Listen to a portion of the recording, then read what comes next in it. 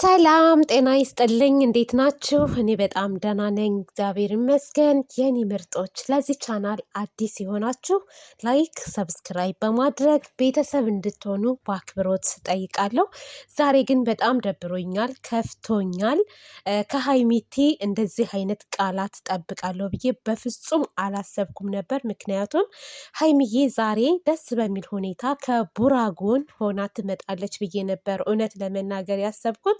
ነገር ግን እንደጠበቅኩት አይደለም። በተቃራኒ ሁኔታ ሀይሚ ለቡራዬ እንለያይ የሚል ቃላት ነበር እንግዲህ ያቀረበችለት ማለት ነው። እና በጣም አስደንጋጭ ነው። አላቅም እኔ ምን እንደምላችሁ ማለት ነው። ምክንያቱም የሚዋደር ሰው የሚፋቀር ሰው በዚህ ሰዓት ማለት ነው መስዋዕት ካልከፈለ ወይንም ደግሞ ከተጎዳ ጎን ካልሆናችሁ ምኑ ነው የእናንተ መፋቀር? ምኑ ነው የእናንተ መዋደድ? የእውነት ለፍቅር እኮ ብዙ መስዋዕት ይከፈላል አይደለ እንዴ? እንደ ተጎድታችሁ እንኳስ ቢሆን መክፈል አለባችሁ። የምትወዱትን ሰው ነፃ ለማውጣት የምትወዱትን ሰው በቃ እስከ ጥግ ድረስ መጋፈጥ አለባችሁ፣ ለምትወዱት ሰው ማለት ነው። እና ነገር ግን ሀይሚ ከአንተ ጋር የመቀጠልም ሆነ ስለአንተ ምንም አይነት ነገር የመስማት ግዴታ የለብኝም፣ ከአንተ ጋር መቀጠል አልፈልግም፣ መለያየት ነው የምፈልገው የሚል ቃላት ነበር እንግዲህ ለቡራዬ ያቀረበችለት። እና ለቡራ ከባድ ነው ይሄንን ቃላት መስማት። ምክንያቱም አንደኛ እሷ ከሱ እንዳትለይ ብዙ መስዋዕት እየከፈለ ነው። ሀይሚ ካሁን ሄደች፣ ሀይሚን ያስቀይማታል፣ ብቻ ብዙ ነገር። በዛ ጋር ደግሞ ያቺ እዩ ተብዬዋ አለች፣ ነጋም ጠባም ልጁ ያንተ ነው ልጅህን ተቀበለኝ የምትል ማለት ነው። ከማን እንዳረገዘች እንኳስ የማታቅ ሴት። በአጠቃላይ ሴት አሰዳቢ ናት እሷ፣ ሴት አሰዳቢ ናት። ሴት ልጅ የምትወድቅበትንና ያለችበትን ነገር ልታቅና ልትመረምር ይገባል። ከማንም ጋር የምተኙ ከሆነ ማን እንዳስረገዛችሁ እራሱ አታውቁም፣ ከተለያየ ወንድ ጋር የምትወጡ ከሆነ ማለት ነው። ስለዚህ የራሷ መዝረክረክ ነው ዛሬ ላይ የልጇን አባት እንኳስ ማን እንዳስረገዛት መለየት ያቃታት። እና አደለም እኛ ሴቶች ቀርቶ ቤተሰቧ ራሱ ያፍርባታል ብዬ ነው የማስበው። እኛ በሶሻል ሚዲያ የምናውቃት ቀርቶ ቤተሰብ ራሱ ያፍርባታል በዚች ልጅ።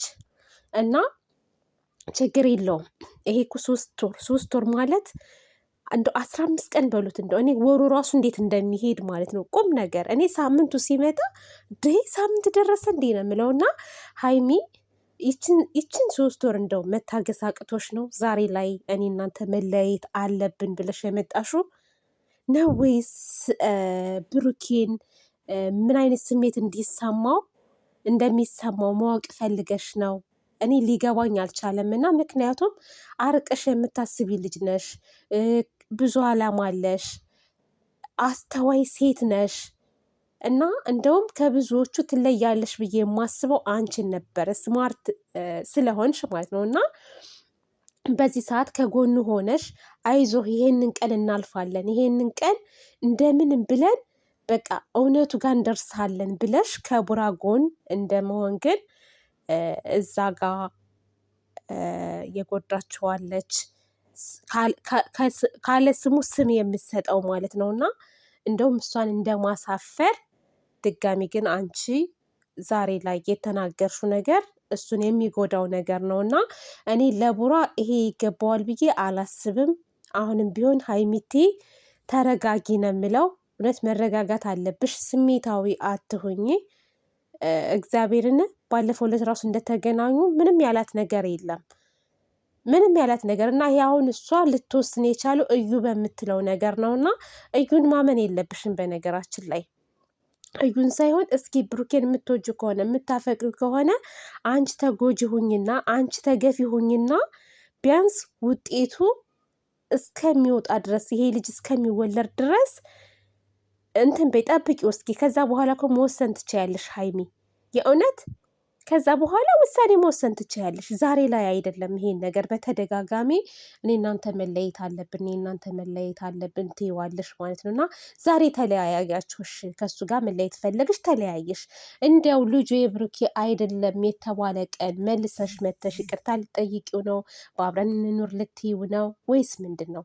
የሰው ልጅ እኮ ማለት ነው በሐዘኑ ጊዜ ያልፈለግነው በደስታው ጊዜ የምንፈልገው ከሆነ ምንድን ነው ጥቅማችንሽ? ሰዎችን መተዋወቅ፣ ሰዎችን መቅረብ ምንድን ነው ጥቅሙ?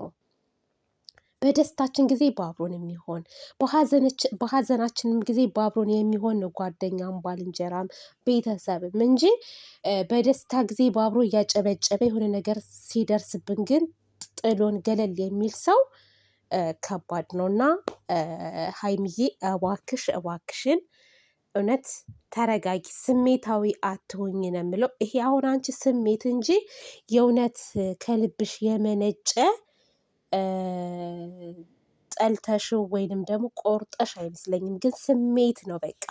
እና ብትረጋጊ መልካም ነው ብዬ አስባለሁ። ቡራ ደግሞ ጠንክር፣ እውነት ነው የምልክ፣ እምነትህ ያወጣሃል። በነገራችን ላይ ሰዎች አይደሉም የሚያወጡ፣ እኛ ስለ ጮህን ወይም ደግሞ የሆነ ሰንበዴ ከጎን ስለሆነ አይደለም። እና እምነትህ የሚያወጣ ከእንደዚህ አይነት ነገር እና አንተ ምንም ነገር ካላደረግ ራስክን የምትተማመን ከሆነ ማለት ነው ሁሉ ነገር ይወጣል።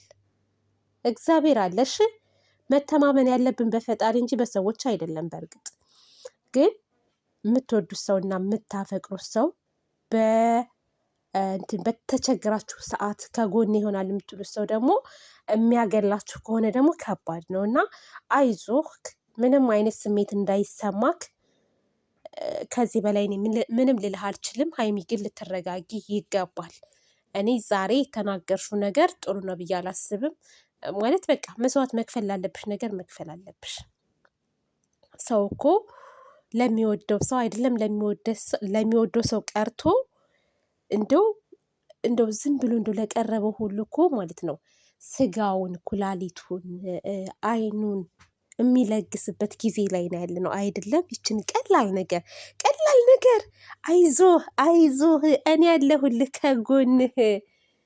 ደግሞም ልጅ እንኳስ ያንተ እኔ ብሆን ምን ችግር አለ? ምን ችግር አለ? ልጅ እንጂ ሌላ በሽታ እኮ አይደለም የመጣው።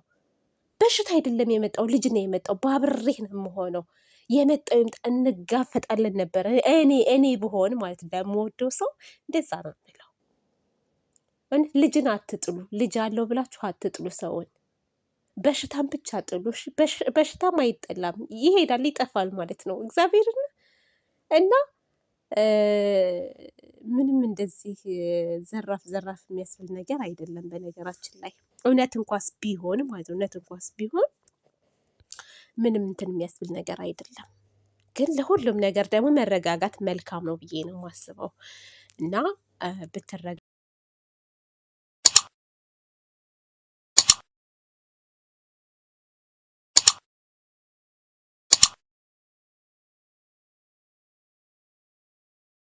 ተሰርተሽ የደራ ልጅ ተኩለሽ በመሬ